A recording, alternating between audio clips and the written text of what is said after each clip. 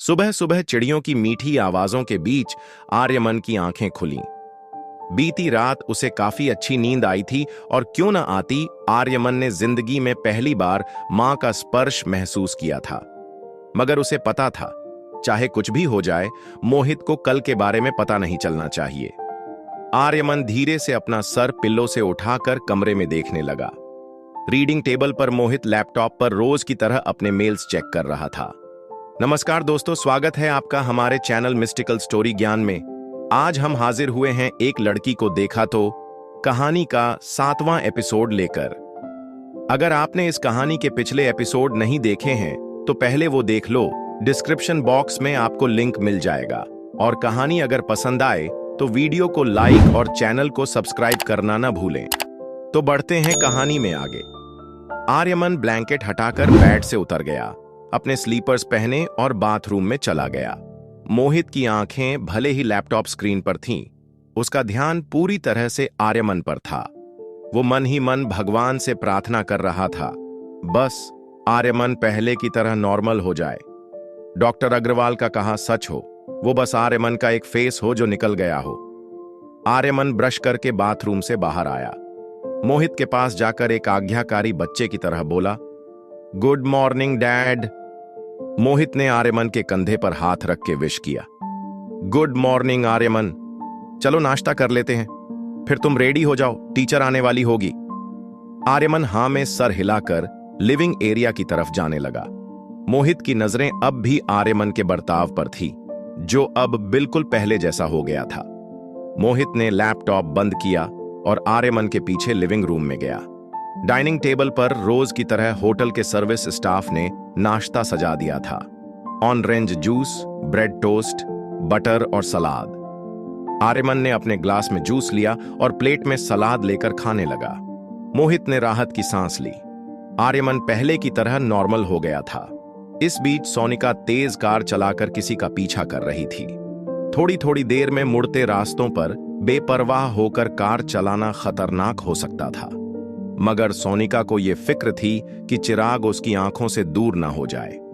सोनिका सुबह 7 बजे से चिराग के घर के बाहर अपनी कार में चिराग के निकलने का इंतजार कर रही थी। 9 बजे जैसे ही चिराग निकला, सोनिका उसका पीछा करने लगी। बर्थडे पार्टी के बाद चिराग ना तो सोनिका का फोन उठा रहा था और ना ही कॉल बैक कर रहा था। सोनिका को चिराग का यह बर्ताव बहुत अजीब लग रहा था, इसलिए सोनिका चिराग का पीछा करके पता करना चाहती थी कि आखिर चिराग कहां और किसके साथ बिजी है। चिराग अपनी कार काफी तेजी से चला रहा था। कुछ देर तक सोनिका ने चिराग का पीछा किया। चिराग की गाड़ी होटल पैराडाइज के गेट पर रुकी। सोनिका थोड़ी दूर रुक गई। उसने देखा चिराग ने गेट पर सिक्योरिटी से कुछ बात की और गाड़ी लेकर अंदर चला गया। सोनिका चिराग को पता नहीं चलने देना चाहती थी कि वो उसका पीछा कर रही है। सोनिका ने अपनी गाड़ी वहीं पार्क कर दी। सोनिका चलकर होटल में एंटर हुई। उसने देखा चिराग वैलेट पार्किंग के लिए अपनी कार दे रहा था। चिराग होटल लॉबी से होते हुए लिफ्ट तक गया। सोनिका एंट्रेंस के शीशे से चिराग पर नजर रखे हुए थी। चिराग जब लिफ्ट के अंदर चला गया तो सोनिका दौड़कर लिफ्ट के पास आई। उसने देखा कि लिफ्ट 4थे फ्लोर पर रुकी है। सोनिका तुरंत बगल वाली लिफ्ट में गई और 4थे फ्लोर का बटन दबाया। जैसे ही लिफ्ट 4थे फ्लोर पर रुकी, सोनिका ने बड़े ध्यान से लिफ्ट के बाहर झांक कर देखा। कॉरिडोर खाली था। सोनिका चुपके से बाहर आई। कॉरिडोर के राइट साइड से चिराग की आवाज आई। सोनिका ने दीवार के कोने से लगकर देखा। चिराग होटल के कुछ स्टाफ मेंबर्स को इंस्ट्रक्शंस दे रहा था। मेरे दोस्त यहां शाम 6 बजे से आना शुरू हो जाएंगे। उन्हें किसी भी बात की कमी नहीं होनी चाहिए। चिराग ने जेब से पैसों की गड्डी निकाली और उनके हाथ में रख दी। चिराग लगभग धमकाते हुए उन्हें कहने लगा, और पैसे चाहिए तो मिल जाएंगे, मगर याद रखना कोई गलती नहीं होनी चाहिए। इसके बाद चिराग उनके साथ पार्टी हॉल में चला गया। सोनिका दीवार के कोने से दबे पांव पार्टी हॉल के दरवाजे पर जा पहुंची। उसने दरवाजे से झांक कर देखा तो चिराग अपने हाथ हिलाकर कुछ समझा रहा था। सारा हॉल फूलों से सजा देना, और हां, यहां बीच में एक स्पॉटलाइट, और मुझे एक फॉलो लाइट भी चाहिए। जब मैं उस दरवाजे से अंदर आऊंगा, मेरे हाथ में फूलों का गुलदस्ता होगा। मैं चाहता हूं कि वो फॉलो लाइट मुझे फॉलो करे। मैं चलकर लड़की के पास आऊंगा और जैसे ही मैं उसके पास पहुंचूं, हॉल की सारी लाइट ऑन कर देना। ठीक उस वक्त डीजे से कहना कि मेरा सिलेक्ट किया हुआ गाना बजा दे। दरवाजे के बाहर खड़ी सोनिका कुछ समझ नहीं पा रही थी कि चिराग आखिर करना क्या चाहता था। तभी वहां होटल का एक सफाई स्टाफ आया। उसने सोनिका को इस तरह खड़े देखकर हैरानी से पूछा, एक्सक्यूज मी मैडम, आपको कुछ चाहिए? सोनिका घबरा गई। कहीं चिराग को उसके बारे में पता न चल जाए, इसलिए वो वहां से भाग निकली। सफाई वाला उसे आवाज देने लगा, अरे मैडम, क्या हुआ मैडम? आवाज सुनकर चिराग और पार्टी हॉल में मौजूद बाकी लोग बाहर दरवाजे की तरफ आ गए। सीनियर स्टाफ ने सफाई वाले से पूछा, क्या हुआ, क्यों चिल्ला रहे हो? वो क्लीनिंग स्टाफ हंसकर बोला, पता नहीं सर, एक लड़की यहां दरवाजे से लगकर खड़ी थी, उसके हाथ में उसके जूते थे। मैंने उससे पूछा, कुछ चाहिए आपको? तो भाग खड़ी हुई। मुझे लगता है वो गलत फ्लोर पर आ गई थी। तभी चिराग ने उसके चेहरे की ओर इशारा करते हुए कहा, तुम्हारी शक्ल देखकर डर गई होगी। बाकी स्टाफ वाले सफाई वाले पर हंसने लगे। चिराग ने सफाई करने वाले के हाथ में 2000 रुपए दिए। कुछ और पैसे दिखाकर चिराग ने कहा, मेरा एक काम करोगे?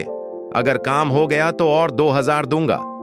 सफाई कर्मचारी ने खुश होकर चिराग से कहा, जरूर करूंगा साहब, आप काम तो बोलिए। चिराग ने अपनी जेब से फोन निकाला। फोन की गैलरी में जाकर उसने रागिनी की तस्वीर यानी मनिका की तस्वीर उस कर्मचारी को दिखाई।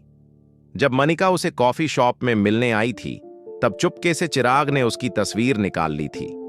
चिराग ने तस्वीर दिखाकर कहा, इस लड़की को गौर से देखो, इसका नाम रागिनी है और ये तुम्हारे होटल में ही रुकी है। बस तुम्हें यह पता लगाना है कि यह होटल के किस रूम में रुकी है। फिर चिराग ने जेब से एक लेटर निकाला और कहा, जैसे ही वो मिल जाए उसे बस ये लेटर दे देना। उस कर्मचारी ने तस्वीर देखी और मुस्कुराकर बड़े कॉन्फिडेंस से बोला, फिक्र मत कीजिए, आपका काम हो जाएगा, लेटर इस लड़की तक पहुंच जाएगा। चिराग उस सफाई करने वाले कर्मचारी की पीठ थपथपाकर वहां से निकल गया। सोनिका गहरी सोच में अपनी गाड़ी की तरफ बढ़ रही थी। उसे यह तक पता नहीं था कि उसके पांव की सैंडल अब तक उसके हाथों में थी। सोनिका ने दरवाजा खोलकर सैंडल को बगल की सीट पर डाला। वो जैसे ही गाड़ी में बैठी, उसने देखा चिराग अपनी गाड़ी में तेजी से होटल पैराडाइज के गेट से निकल रहा था। सोनिका तुरंत स्टीयरिंग व्हील के नीचे छुप गई। उसने चिराग की गाड़ी को आगे निकलते हुए देखा। सोनिका समझ नहीं पा रही थी आखिर चिराग ये सब क्यों कर रहा था और किसके लिए। चिराग ने गाड़ी में तेज म्यूजिक चलाया हुआ था। वो अपनी जेब से फोन निकालकर एक हाथ से ड्राइव करते हुए एक हाथ से मैसेज टाइप करने लगा, ठीक शाम 6 बजे होटल पैराडाइज के पार्टी हॉल में पहुंच जाना। चिराग ये मैसेज अपने नजदीकी दोस्तों को करने वाला था। वो चाहता था कि वो अपनी नई खूबसूरत दोस्त को अपने सारे दोस्तों से इंट्रोड्यूस करवाए। गाड़ी चलाते हुए मैसेज भेजने वाले चिराग को ये पता नहीं चला कि कब उसने गलती से यह मैसेज सोनिका को भी भेज दिया। सोनिका अपनी गाड़ी में सर स्टीयरिंग पर रखकर बैठी थी।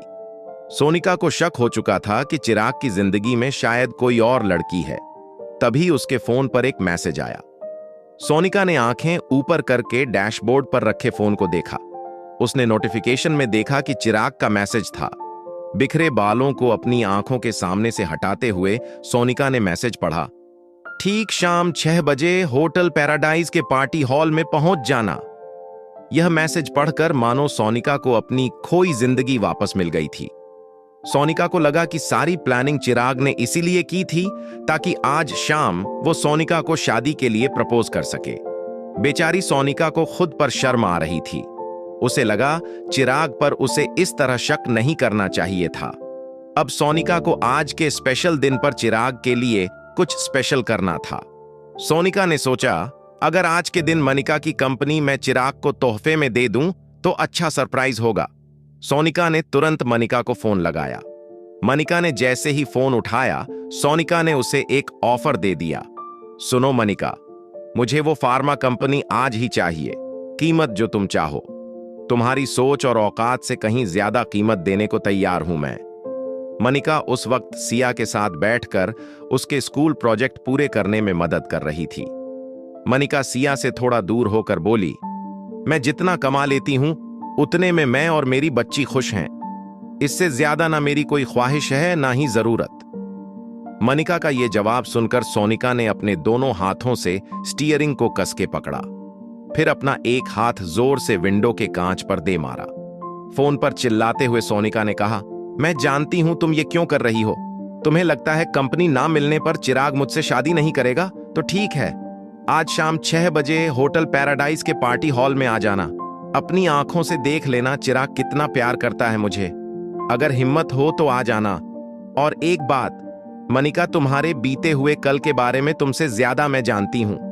अगर तुम्हारे पास्ट के बारे में कुछ अहम बातें जानना चाहती हो तो जरूर आना। Hotel paradise international party hall शाम 6 बजे। इतना कहकर सोनिका ने फोन काट दिया। मनिका हैरान हो गई। सोनिका जरूर कोई ऐसी बात जानती थी जो मनिका के पास्ट से जुड़ी थी, पर क्या बात हो सकती थी वो?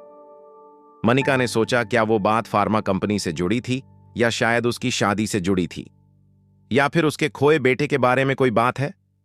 मनिका के मन में यह ख्याल चल ही रहा था कि स्वीट की डोर बेल बजी। शरारती सिया स्कूल प्रोजेक्ट से बचने का बहाना ढूंढ रही थी। डोर बेल बजते ही उसने ऐलान कर दिया, दरवाजा मैं खोलूंगी। सिया ने दरवाजा खोला। सामने रूम सर्विस करने आया कर्मचारी खड़ा था। उसने बड़े प्यार से सिया को पूछा, मैम, रूम सर्विस? सिया ने मुस्कुराकर उसको अंदर आने का इशारा किया। वो कर्मचारी वैक्यूम क्लीनर से फर्श साफ करने लगा। तभी उसका ध्यान बालकनी में खड़ी मनिका पर गया। उसको तुरंत एहसास हो गया कि ये वही लड़की है जिसे वह ढूंढ रहा है। रूम की क्लीनिंग पूरी करने के बाद उसने अपना वैक्यूम क्लीनर उठाया और दूसरे हाथ से कैप थोड़ा ऊपर करके मनिका से बोला, thank you ma'am, I hope you have a great day. Manika ने अपने पर्स से 100 का नोट निकाला और उसके हाथ में थमा दिया। उस कर्मचारी ने अपनी जेब से चिराग का लेटर निकाला और मनिका को दे दिया। जाते हुए वो फिर से मुड़ा और मुस्कुराकर मनिका को थैंक यू कहा। मनिका को लगा शायद ये होटल का कोई बिल होगा। उसने लेटर को अनफोल्ड किया। लेटर में जो लिखा था वो पढ़कर मनिका सरप्राइज हो गई। लेटर में लिखा था, आखिर हमारा खत आपके कमरे तक पहुंच ही गया। हमारी दोस्ती को भी एक मौका दीजिए। आज शाम 6 बजे होटल के पार्टी हॉल में मिलते हैं। लेटर की लिखावट से मनिका यह समझ गई थी कि यह हरकत चिराग की है। बस मनिका को यह बात समझ नहीं आ रही थी कि चिराग अगर आज शाम को सोनिका को प्रपोज करने वाला है तो उसने मनिका को वहां क्यों बुलाया है। इधर मोहित अपने स्वीट में वीडियो कॉन्फ्रेंस के जरिए कंपनी के बोर्ड मेंबर की मीटिंग अटेंड कर रहा था। उसके फोन पर बार बार कंपनी का आईटी हेड सैम फोन कर रहा था। मोहित को पता था कि सैम के पास जरूर डॉक्टर अमृता की कोई न्यूज होगी। कॉन्फ्रेंस खत्म करने के बाद मोहित सैम को फोन लगाने ही वाला था कि आर्यमन की ट्यूशन टीचर मैरी आर्यमन के रूम से बाहर आई। मैरी एक 33 वर्ष की ऊंची, सांवली और काफी प्रभावशाली पर्सनैलिटी वाली औरत थी। मैरी की शक्ल पर गुस्सा साफ नजर आ रहा था। मैरी की चाल थोड़ी अजीब थी। वो चलती तो ऐसा लगता था जैसे कोई मॉडल कैटवॉक कर रही हो। आर्यमन के कमरे से बाहर निकलते ही मैरी जोर जोर से मोहित को आवाज लगाने लगी, mister Mohit, mister Mohit, your son is just impossible. Mister Mohit, आपको मेरी बात मान लेनी चाहिए। Aryaman is not normal. उसे स्पेशल बच्चों के साथ स्पेशल स्कूल में भेजना चाहिए। वैसे मैरी कई बार मोहित को यह बात बता चुकी थी, लेकिन मोहित जब भी ये बात सुनता वो बात को टालने की कोशिश करता। स्पेशल स्कूल में डालने का मतलब था कि आर्यमन एक मेंटली चैलेंज्ड लड़का है। मोहित को यह बिल्कुल मंजूर नहीं था। मोहित ने टीचर से रिक्वेस्ट की। मोहित ने मैरी को सोफे पर बैठने की रिक्वेस्ट की। प्लीज बैठिए, क्या हुआ मुझे बताइए। मैरी बोली, mister Mohit, how should I explain you? Aryaman is bad in every subject. कोई बच्चा अगर 1 या 2 सब्जेक्ट में भी हो तो मैं समझ सकती हूं। आर्यमन हर सब्जेक्ट में 0 है। ईवीएस उसे बोरिंग लगती है और मैथ उसके लिए बहुत ज्यादा डिफिकल्ट सब्जेक्ट है। ना तो वो होमवर्क करता है, ना तो ट्यूशन के वक्त पढ़ाई में ध्यान देता है। I am fed up him mister Mohit. Mohit रोज रोज की कंप्लेंट सुनकर परेशान हो गया था, मगर वह चाहता था कि टीचर उसे यहीं पढ़ाएं। मोहित ने चेकबुक निकाली और एक चेक साइन करने लगा। मोहित ने टीचर से कहा, देखिए टीचर, मैं इस महीने से आपकी सैलरी डबल कर देता हूं। आप अगर थोड़ा एक्स्ट्रा टाइम लेकर आर्यमन को पढ़ा दें। मैरी ने मोहित को साइन करने से रोक लिया। मिस्टर मखीजा, मेरी सैलरी आपके बच्चे की IQ नहीं बढ़ा सकती। आर्यमन एक स्पेशल चाइल्ड है। I think he needs special attention. I hope you understand. Mary खड़ी होकर कमरे से बाहर निकल गई। मोहित बेडरूम में आर्यमन से बात करने जा ही रहा था कि फिर से सैम का फोन आया। इस बार मोहित ने सैम का फोन उठा लिया। बोलो सैम। सैम ने कहा, सर मैंने मेल का लोकेशन ट्रैक किया है। सर बहुत हैरान कर देने वाली बात है। डॉक्टर अमृता ने जिस नेटवर्क के जरिए मेल भेजा था वो मनाली का है। इतना ही नहीं सर, वो डॉक्टर अमृता इस वक्त आप ही के होटल में है। सर अब आप उसे ढूंढ सकते हैं। दोस्तों, कहानी में आगे क्या होगा ये जानने के लिए बने रहें हमारे चैनल मिस्टिकल स्टोरी ज्ञान पर। और अगर आपने इस कहानी के पिछले एपिसोड नहीं देखे हैं तो डिस्क्रिप्शन बॉक्स में आपको लिंक मिल जाएगा, वहां से आप देख सकते हैं। और अभी तक अगर आपने चैनल को सब्सक्राइब नहीं किया है तो जल्दी से कर दीजिए। तो मिलते हैं कहानी के अगले एपिसोड में, तब तक के लिए नमस्कार, धन्यवाद।